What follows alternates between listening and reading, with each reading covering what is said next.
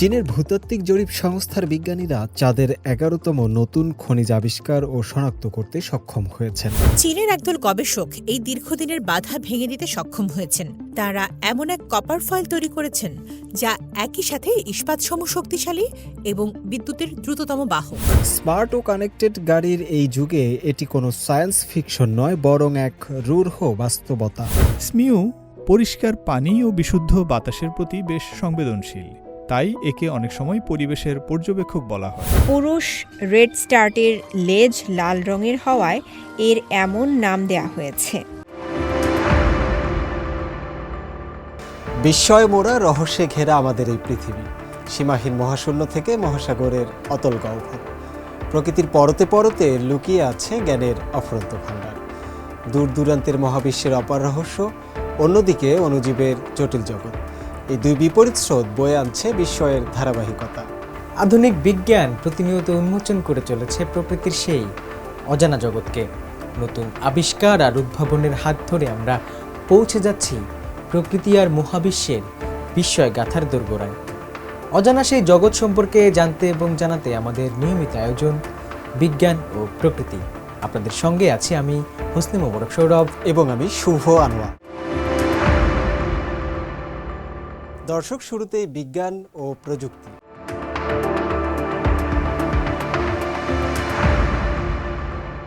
মহাকাশ গবেষণার ইতিহাসে চাঁদের বুক থেকে এক দুর্লভ খনিজের সন্ধান পেলেন চীনের বিজ্ঞানীরা। চীনের ভূতাত্ত্বিক জরিপ সংস্থার হাত ধরে আবিষ্কৃত এই খনিজটি হল মানবজাতির শনাক্ত করা ১১তম চন্দ্র খনিজ, যার নামকরণ করা হয়েছে সিরিয়াম ম্যাগনেসিয়াম ছাংসাইট। মানুষের চুলের চেয়েও কয়েক গুণ সূক্ষ্ম এবং কাচের মতো স্বচ্ছ এই খনিজটি কেবল বিজ্ঞানের জয়গানই গায় না, বরং পৃথিবী ও চাঁদের সৃষ্টিতত্ত্বের রহস্যভেদে এক নতুন চাবিকাঠি হিসেবে আবির্ভূত হয়েছে। চীনের ভূতাত্ত্বিক জরিপ সংস্থার বিজ্ঞানীরা চাঁদের ১১তম নতুন খনিজ আবিষ্কার ও শনাক্ত করতে সক্ষম হয়েছেন। নতুন এই খনিজটির নামকরণ করা হয়েছে সিরিয়াম ম্যাগনেসিয়াম ছাংসাইট। নতুন আবিষ্কৃত এই খনিজটি দেখতে বর্ণহীন ও স্বচ্ছ, তবে এটি বেশ ভঙ্গুর প্রকৃতির। এর উপরিভাগে কাচের মতো উজ্জ্বলতা রয়েছে এবং এটি একটি বিশেষ প্রতিপ্রভা বা ফ্লুরোসেন্স প্রভাব প্রদর্শন করে। খনিজটির কণা অত্যন্ত ক্ষুদ্র আকারে, প্রায় ৩ থেকে ২৫ মাইক্রোমিটার। সাধারণত ১০ মাইক্রোমিটারের চেয়েও ছোট এই কণাগুলো মানুষের চুলের ব্যাসের প্রায় ২৫ ভাগের মাত্র ১ ভাগ। এই খনিজটি নতুন হওয়ার কারণ হল এটি গঠনের সময় দুটি ভিন্ন পরিস্থিতির মধ্যে দিয়ে গেছে। একটি হল ভৌত অবস্থা এবং অন্যটি রাসায়নিক অবস্থা। মহাকাশের নতুন খনিজের উপস্থিতি নির্দেশ করে যে সেখানে এমন পরিবেশ বিদ্যমান ছিল যা পৃথিবীতে কখনো ঘটেনি। ভবিষ্যতে যদি এই একই খনিজ পৃথিবীতে পাওয়া যায়, তবে আমরা বুঝতে পারব যে আমাদের গ্রহটিও কোনো এক সময় মহাকাশের মতো অনুরূপ পরিস্থিতির মধ্যে দিয়ে গিয়েছিল। আশ্চর্যের বিষয় হলো এই খনিজটি সরাসরি চাঁদ থেকে আনা মাটি নয়, বরং চীনে পড়া প্রথম চন্দ্র উল্কাপিণ্ড থেকে পাওয়া গেছে। ৪৪ গ্রাম ওজনের এই গোলাকার উল্কাপিণ্ডটির উপরিভাগে একটি কালচে গলিত আবরণ রয়েছে। খনিজটির ফ্লুরোসেন্স প্রভাব থাকায় এটি এলইডি লাইট উৎপাদনে ব্যবহার করার উজ্জ্বল সম্ভাবনা রয়েছে। এছাড়া এর বিরল মৃত্তিকা উপাদান, ম্যাগনেসিয়াম ও আয়রনের অনুপাত এবং এর স্ফটিক কাঠামোর বৈশিষ্ট্যগুলো নতুন ধরনের সিনথেটিক উপাদান তৈরির ফর্মুলা হিসেবে গুরুত্বপূর্ণ রেফারেন্স হয়ে উঠবে। বিশেষজ্ঞদের মতে এই আবিষ্কার কেবল মহাকাশ সম্পর্কে মানুষের জ্ঞানকেই সমৃদ্ধ করবে না, বরং সিনথেটিক বা কৃত্রিম উপাদান তৈরির ক্ষেত্রেও নতুন দিগন্তের উন্মোচন করবে। সিরিয়াম ম্যাগনেসিয়াম ছাংসাইট আবিষ্কারের মাধ্যমে চীন আবারও প্রমাণ করল মহাকাশ গবেষণায় তারা দ্রুত গতিতে এগিয়ে যাচ্ছে। এই খনিজটি কেবল চাঁদের ভূতাত্ত্বিক ইতিহাস নয়, বরং ভবিষ্যতের উন্নত প্রযুক্তি নির্মাণের ক্ষেত্রেও এক গুরুত্বপূর্ণ চাবিকাঠি হয়ে উঠতে পারে। শুভ আনোয়ার, সিএমজি বাংলা। ব্যাটারি ও মাইক্রোচিপ প্রযুক্তিতে বৈপ্লবিক পরিবর্তন আনতে সক্ষম এক নতুন তামা বা কপার ফয়েল উদ্ভাবন করেছেন চীনের একদল গবেষক। অত্যন্ত পাতলা এই উপাদানটি একই সঙ্গে উচ্চ শক্তি, চমৎকার বিদ্যুৎ পরিবাহিতা এবং তাপীয় স্থিতিশীলতা বজায় রাখতে সক্ষম, যা বিজ্ঞানের ভাষায় এতদিন প্রায় অসম্ভব বলে মনে করা হতো। বিস্তারিত থাকছে প্রতিবেদনে। আধুনিক ইলেকট্রনিক্স জগতের এক চিরন্তন সংকট হল উপাদানের সীমাবদ্ধতা। কোনো নতুন ধাতুর শক্তি বাড়াতে গেলে তার বিদ্যুৎ পরিবাহিতা কমে যায়, আবার পরিবাহিতা বাড়াতে গেলে তা উচ্চ তাপে নমনীয় হয়ে পড়ে। কিন্তু চীনের একদল গবেষক এই দীর্ঘদিনের বাধা ভেঙে দিতে সক্ষম হয়েছেন। তারা এমন এক কপার ফয়েল তৈরি করেছেন যা একই সাথে ইস্পাতসম শক্তিশালী এবং বিদ্যুতের দ্রুততম বাহক। সম্প্রতি এই সংক্রান্ত একটি গবেষণার ফলাফল বিশ্বখ্যাত বিজ্ঞান সাময়িকী সায়েন্সে প্রকাশ করা হয়। কপার ফয়েল মূলত বিদ্যুৎ প্রবাহের পথ এবং তাপ পরিবাহক হিসেবে কাজ করে। স্মার্টফোন থেকে শুরু করে বৈদ্যুতিক গাড়ির ব্যাটারি, সবখানেই এর ব্যবহার অপরিহার্য। গবেষকদের মতে নতুন এই উপাদানটি মাত্র 10 মাইক্রোমিটার পুরু। এর বিশেষত্ব হল এর ভেতরের গঠন। এতে ন্যানো স্কেল গ্রেইন এবং 3 ন্যানোমিটার আকৃতির বিশেষ সুপার ন্যানো ডোমেইন পর্যায়ক্রমিক স্তরে সাজানো রয়েছে, যা এর স্থায়িত্ব বহুগুণ বাড়িয়ে দেয়। সাধারণত শিল্পক্ষেত্রে ব্যবহৃত কপার ফয়েলের টান সহ্য করার ক্ষমতা থাকে 300 থেকে 600 মেগাপাস্কাল, কিন্তু নতুন এই উপাদানের শক্তি প্রায় 900 মেগাপাস্কাল, যা সাধারণ ফয়েলের তুলনায় প্রায় দ্বিগুণ। শক্তির এই বিশাল উল্লম্ফনের পরেও এর বিদ্যুৎ পরিবাহিতা উচ্চ বিশুদ্ধ তামার তুলনায় 90% বজায় রয়েছে। সমমানের শক্তির অন্যান্য তামা সংকর ধাতুর তুলনায় এর পরিবাহিতা প্রায় দ্বিগুণ বেশি। অনেক উচ্চ শক্তি সম্পন্ন উপাদান তৈরির কয়েকদিনের মধ্যেই তাদের গুণাগুণ হারাতে শুরু করে। কিন্তু এই নতুন কপার ফয়েল টানা 6 মাস সাধারণ পরিবেশে রাখার পরেও এর কার্যকারিতায় কোনো ঘাটতি দেখা যায়নি।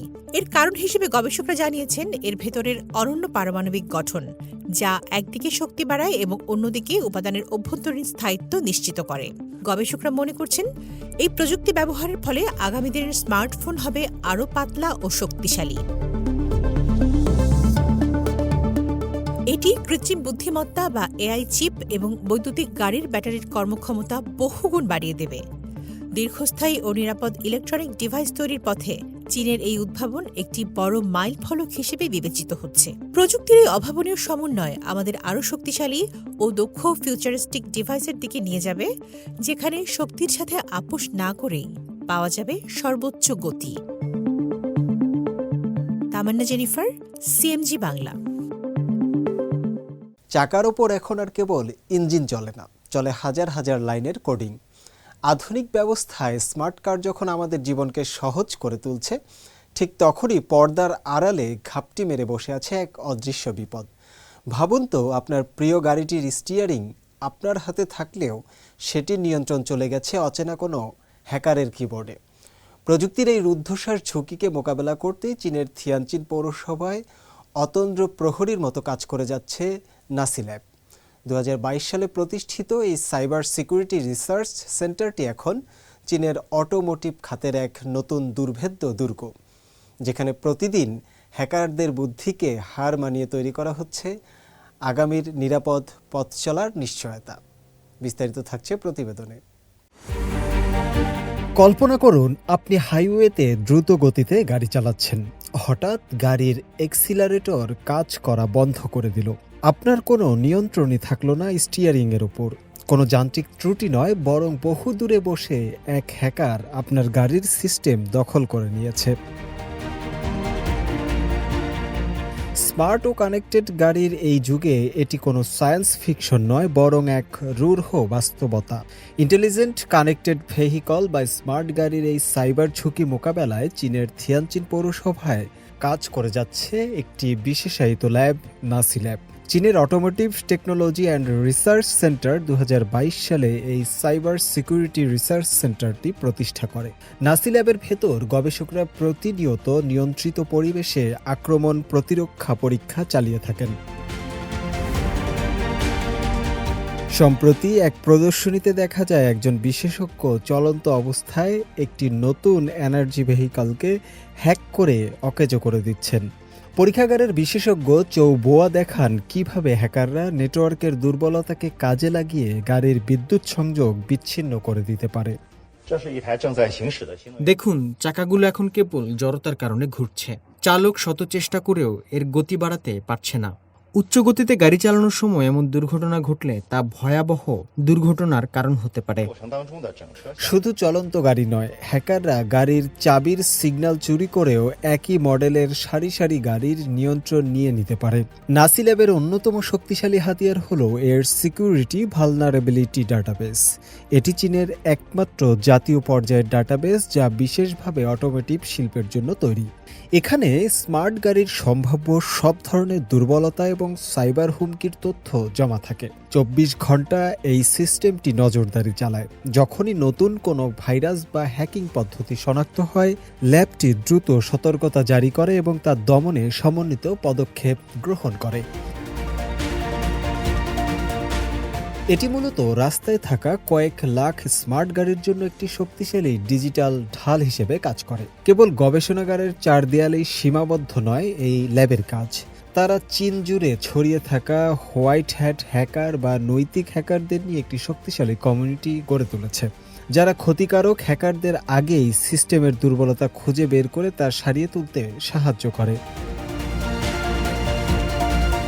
প্রতি বছর এই সেন্টারটি বিভিন্ন সাইবার সিকিউরিটি চ্যালেঞ্জ বা প্রতিযোগিতার আয়োজন করে, যেখানে চীনের শীর্ষ পর্যায়ের নিরাপত্তা বিশেষজ্ঞরা অংশ নেন। এই উদ্যোগের ফলে একদিকে যেমন আত্মরক্ষার সক্ষমতা বাড়ছে, অন্যদিকে অত্যাধুনিক গবেষণার ফল সরাসরি শিল্পের নিরাপত্তায় প্রয়োগ করা সম্ভব হচ্ছে। নতুন শক্তির গাড়ির খাতে চীন বর্তমানে বিশ্বে শীর্ষে স্থানে রয়েছে, তবে উদ্ভাবনের পাশাপাশি নিরাপত্তাকেও সমান গুরুত্ব দিচ্ছে দেশটি। নাসি ল্যাবের এই কার্যক্রম প্রমাণ করে আগামীর যাতায়াত ব্যবস্থা কেবল স্মার্ট হবে না, বরং সাইবার আক্রমণের হাত থেকে নিরাপদ রাখাই হবে চীনের প্রধান লক্ষ্য। শুভ আনোয়ার, সিএমজি বাংলা। দর্শক, এবার প্রাণ ও প্রকৃতি।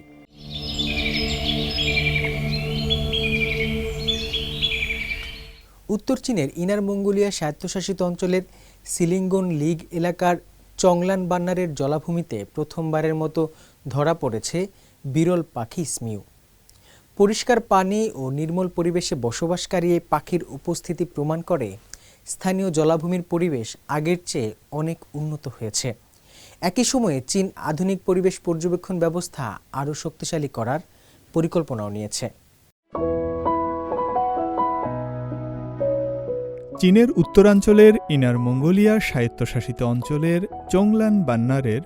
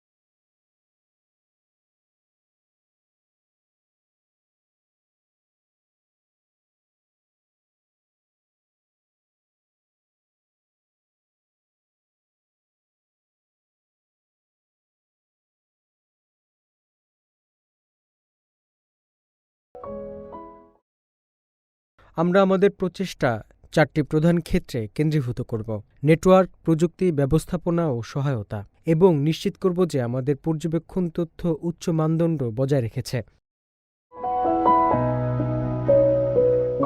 চীন সরকার ও স্থানীয় প্রশাসনের লক্ষ্য হল 2030 সালের মধ্যে মানব নির্ভর পর্যবেক্ষণ কমিয়ে 70% নামিয়ে আনা এবং একই সঙ্গে প্রযুক্তিগত পর্যবেক্ষণ দক্ষতা 5 গুণেরও বেশি বাড়ানো। ফয়সাল আব্দুল্লাহ, সিএমজি বাংলা। মার্চের প্রচণ্ড দাবদাহে যখন অনেক প্রাণী কংলংহে উপত্যকা ছেড়ে চলে যায়, তখন এখানকার নদীর তীর ও মৌসুমী বন হয়ে ওঠে পাখিদের আদর্শ আশ্রয়স্থল। এই পাখিদের ভিন্ন ভিন্ন খাদ্যাভ্যাস ও সহাবস্থানের চমৎকার দৃশ্যপট ফুটিয়ে তোলা হয়েছে সিজিটিএনের বিশেষ ডকুমেন্টারি সিরিজ আই লাভ মাউন্টেনের ৭ম পর্ব এ ডাইনামিক ভ্যালিতে। ভোরের আলো ফোটার সাথে সাথে কংলংহ প্রাকৃতিক সংরক্ষণাগারের গ্রীষ্মমণ্ডলীয় মৌসুমি বনে শুরু হয় নতুন একটি দিন। মার্চ মাস হল আইলাও পর্বতমালার এই শুষ্ক ও তপ্ত উপত্যকার সবচেয়ে কঠিন সময়। প্রচণ্ড দাবদাহে অনেক প্রাণী এই এলাকা ছেড়ে দূরে চলে যায়। তবে পাখিদের জন্য এটি বেশ আরামদায়ক সময়।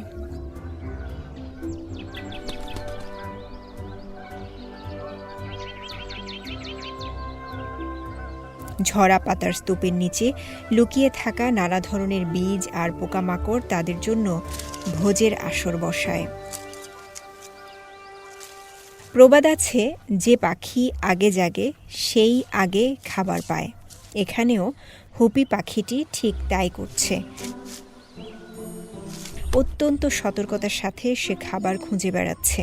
চমকে গেলে এর রঙিন ঝুঁটিটি প্রাচীন চীনা নারীদের ঐতিহ্যবাহী শেং মুকুটের মতো খুলে যায়। এ কারণে চীনে একে তাইশেং বা অলংকার পরা পাখি বলা হয়। হুপির লম্বা ও সরু ঠোঁট অনেকটা চপস্টিকের মতো, যা দিয়ে সে শুকনো পাতা উল্টে বা গর্তের ভেতর থেকে সুস্বাদু পোকা টেনে বের করে আনে। অনেকে একে কাঠ ঠোকরা ভেবে ভুল করে থাকেন, কিন্তু হুপির ঠোঁট কাঠ ঠোকরার মতো অতটা শক্ত নয়। এটি গাছের শক্ত কাণ্ডে ঠোকর দেওয়ার উপযোগী না হলেও সরু ফাটল থেকে খাবার সংগ্রহে বেশ পটু।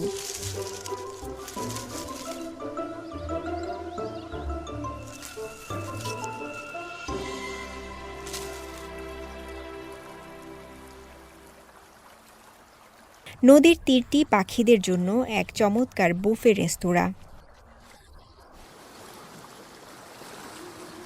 এখানে হুপির পাশাপাশি প্লাম্বিয়াস ওয়াটার রেডস্টার্ট পাখিদেরও দেখা যায়। ভিন্ন ভিন্ন খাদ্যাভ্যাস হওয়ায় তারা একে অপরের কাজে বাধা দেয় না। পুরুষ রেডস্টার্টের লেজ লাল রঙের হওয়ায় এর এমন নাম দেয়া হয়েছে। এরা তীরের পোকা ছাড়াও পানির উপর দিয়ে উড়ে চলা পতঙ্গ শিকারে ওস্তাদ।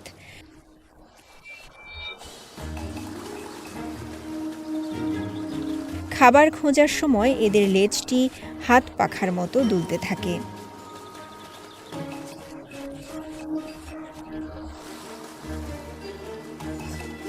দেখতে গোলগাল ও আদুরে হলেও শিকার ধরার সময় এরা চোখের পলকে ঝাঁপিয়ে পড়ে। হুপির তুলনায় রেডস্টার্টরা পরিচ্ছন্নতার বিষয়ে বেশ খুঁতখুঁতে। খাওয়ার পর এরা নদীতে গোসল করে নিজেদের সতেজ করে নেয়। চিয়াও চিয়াং নদী উপত্যকার স্বচ্ছ পানি আর শুষ্ক বাতাস পাখিদের পালক দ্রুত শুকিয়ে নিতে সাহায্য করে।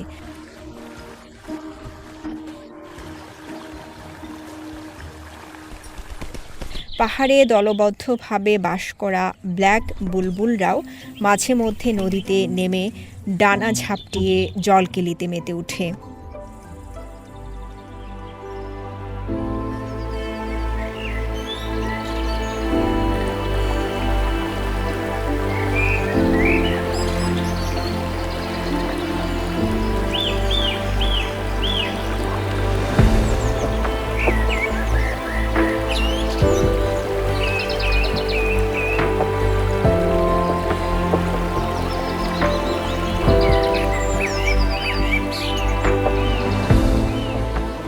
কংলংহ সংরক্ষণাগারের এই উষ্ণ জলবায়ু আর বৈচিত্র্যময় উদ্ভিদরাজি প্রায় ১০০-র বেশি প্রজাতির পাখির নিরাপদ আশ্রয়স্থল। এই গতিশীল উপত্যকার প্রতিটি কোণেই এখনও প্রাণের স্পন্দন অনুভূত হয়।